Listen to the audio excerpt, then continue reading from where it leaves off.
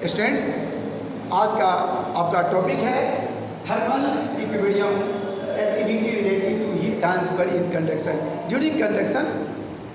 और एक्टिविटी भी आज बताऊंगा मैं आपको। पहले बताता हूँ थर्मल इक्विलिब्रियम क्या है। जब किसी स्टोन को हीटेड करके आप नॉर्मल वाटर में डाल देते हैं तो क्या होगा, हीट एनर्जी उस स्टोन से वाटर में आने लगेगा, यानी वह स्टोन हीट एनर्जी का ट्रांसफ़र करेगा और वह वाटर हीट एनर्जी को गेन करता रहेगा।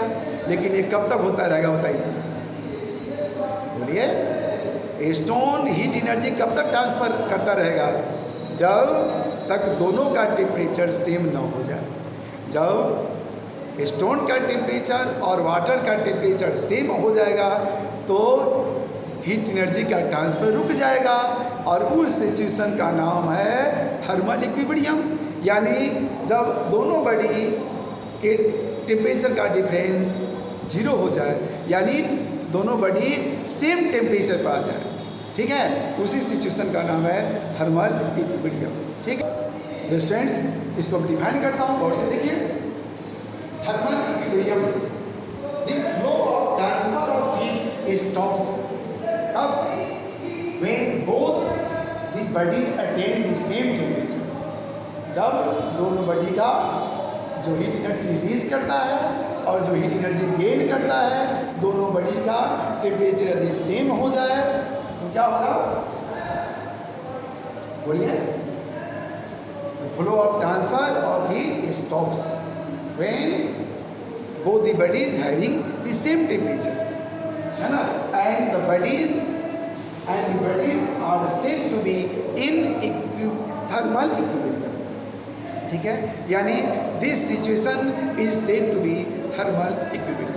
ओके, समझ गए स्टूडेंट्स। अब आप देखिए बुक में जो एक्टिविटी 3 दिया है उसमें ठीक से पढ़िए। अभी मैं बता रहा हूँ, पढ़िए और बार बार सुनिए। हम टीचर लोगों का जो भी वीडियो पोस्ट हो रहा है उसको ठीक से बार बार रिप्ले करके सुनिए। आवाज़ ठीक से नहीं जा रही हो, ईयरफोन का यूज़ कीजिए। ओके, कुछ तो करना पड़ेगा बेटे, कुछ तो करना पड़ेगा। बहुत परेशानी हो रही है ना, परेशानी तो सबको हो रही है, मुझे भी फीलिंग हो रहा है ना। आइए ठीक से समझिए। तो एक्टिविटी 3 में क्या है, हीट ट्रांसफर इन मेटल। अब यहाँ क्या है, मैं एक स्टैंड लगा देता हूँ। स्टैंड में क्या है, स्टैंड है, स्टैंड है और इसमें मेटल रॉड लगा, मेटल रॉड लगा, ठीक है। और एक कैंडल है ना, जो कुछ सुविधा हो हीटर करने का। और यहाँ इस पर आप वैक्स लगा दीजिए, कैंडल से वेस्ट निकाल कर वैक्स लगा दीजिए यहाँ पर, और उसमें आयरन पिन चिपका दीजिए ऐसे, ठीक है।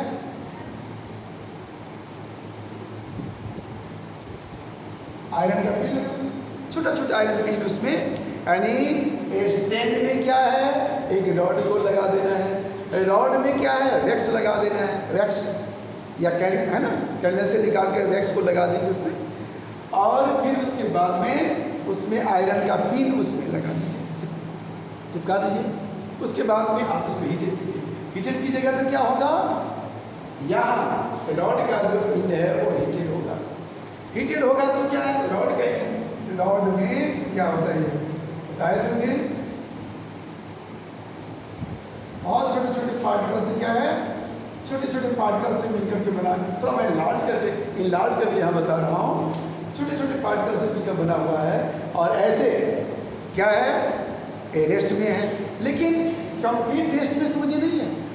उसके जो पार्टिकल्स है, उसके जो मॉलिक्यूल्स और एटम है, किसका, रॉड का, उसके जो पार्टिकल्स, उसके जो मॉलिक्यूल्स है, वो क्या होगा, ऐसे वो एक मेन पोजीशन पर वो वाइब्रेट करते रहता है। ऐसे भी हर चीज़ का वाइब्रेशन हर बॉडी में रहता है। हर जितने भी विश्व में जो भी कुछ आप देखिए बिल्कुल रेस्ट में है, फिर भी उसके एटम बिल्कुल एक पूरे संसार में जो कुछ में है सब में कुछ चेतना ध्रुव है ना, उसको एक्टिवेट किया जा रहा है किसी एक्सटर्नल सोर्स से। तो जैसे घर के दीवार जो ब्रिक से बना है, ईंट से बना है, उसके जो एटम है, उस एटम में भी क्या है, वो वाइब्रेशन है। साइंटिस्ट रिसर्च करके बताता रहता है, वो वाइब्रेट करते रहता है एक अपने फर्स्ट पोजीशन पर। और जब उसको आप हीटेड करते हैं क्या होता है, वो वाइब्रेशन बढ़ जाता है और अपने हीट एनर्जी को नेबरिंग पार्टिकल को देता रहता है, ठीक है। और ऐसे करके देगा वो हीट एनर्जी अपने नेबरिंग को देगा और इन नेबरिंग पार्टिकल्स को मैं चर्चा उस दिन किया था, एक्टिविटी बता रहा हूँ अभी। क्या होगा, सबसे पहले यहाँ का जो पिन है वो नीचे आने लगेगा और ये पिन नीचे आने लगेगा, ये पिन अब नीचे आने लगेगा। यहाँ से पिन को हटा दीजिए और ये पिन तो आ गया नीचे, यहाँ से वो गिरना शुरू करेगा और ये नीचे आएगा और ये ऐसे आएगा, ऐसे करते। सबसे पहले कौन सा पिन गिरेगा नीचे, कौन सा नीचे पिन फॉल करेगा, जो इस रॉड के इस एंड पर है जहाँ हीट किया जाता है, ठीक है। ये बता रहा है हीट का ट्रांसफर निकल आई बात सुनने, ठीक है। अब स्टूडेंट्स अब आप समझिए टॉपिक में गुड कंडक्टर ऑफ हीट किसे कहते हैं, है ना।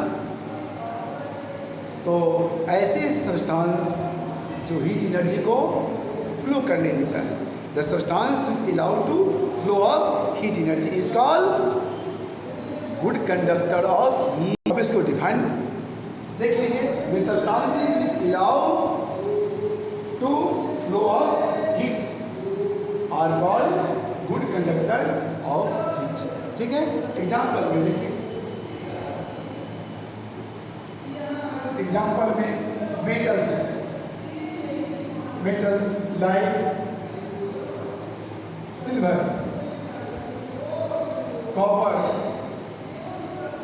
एल्युमिनियम, आयरन, है ना, ये सब क्या है, गुड कंडक्टर ऑफ हीट है, ठीक है।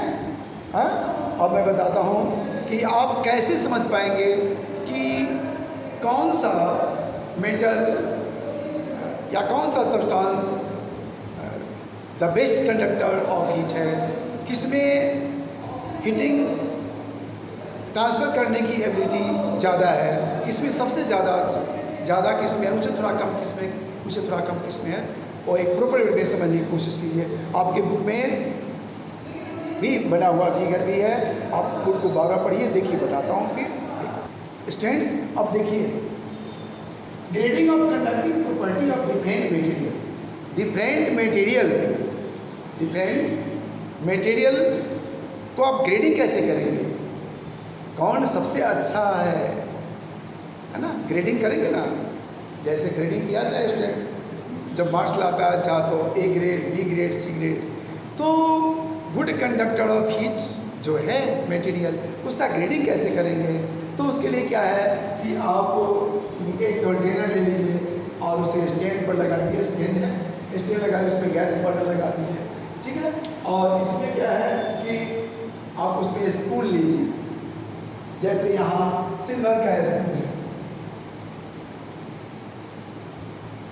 सिल्वर स्पून है, डिफरेंट मटेरियल जैसे सिल्वर स्पून है, कॉपर स्पून है, एल्युमिनियम स्पून है, और उसके इस किनारे पर क्या है, आप वैक्स लगाइए, ऐसे वैक्स लगाइए, ऐसे वैक्स लगाइए, है ना। दो चार और भी इसमें रख दीजिए, यहाँ कंटेनर में वाटर रख दीजिए, यहाँ वाटर रखा हुआ है, ठीक है, वाटर।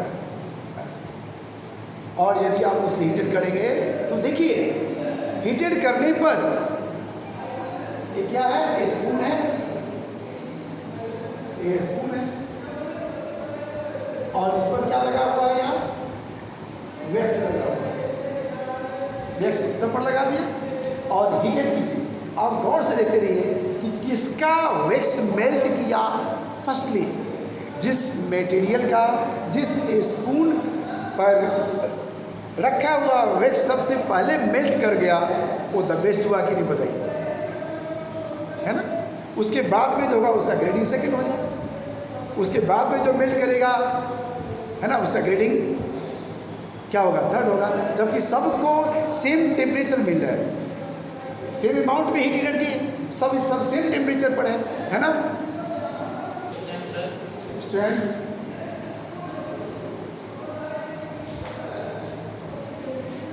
तो अब आपका टॉपिक कन्वेक्शन से है, the process of transfer of heat energy उसमें क्या होता, कन्वेक्शन में क्या है, हीट एनर्जी ट्रांसफ़र का वो ऐसा मेथड है, ऐसा प्रोसेस है जिसमें क्या है कि मीडियम का जो पार्टिकल है जिससे हीटेड किया जा रहा है, जैसे वाटर को आप हीटेड करते हैं तो वाटर का जो पार्टिकल नीचे उस कंटेनर वेसल बर्तन के नीचे जो वाटर मोलिक्यूल है वो हीट एनर्जी को लेकर के ऊपर जाता है। क्यों जाता है ऊपर? क्योंकि जो हीट एनर्जी को गेन करता है ना, तो वह लाइटर हो जाता है, हल्का हो जाता है, और जब हल्का हो जाता है तो ऊपर आने लगता है, और ऊपर जो कोल्ड वाटर है वो नीचे आने लगता है। तो एक कंटिन्यू प्रोसेस होने लगता है ना।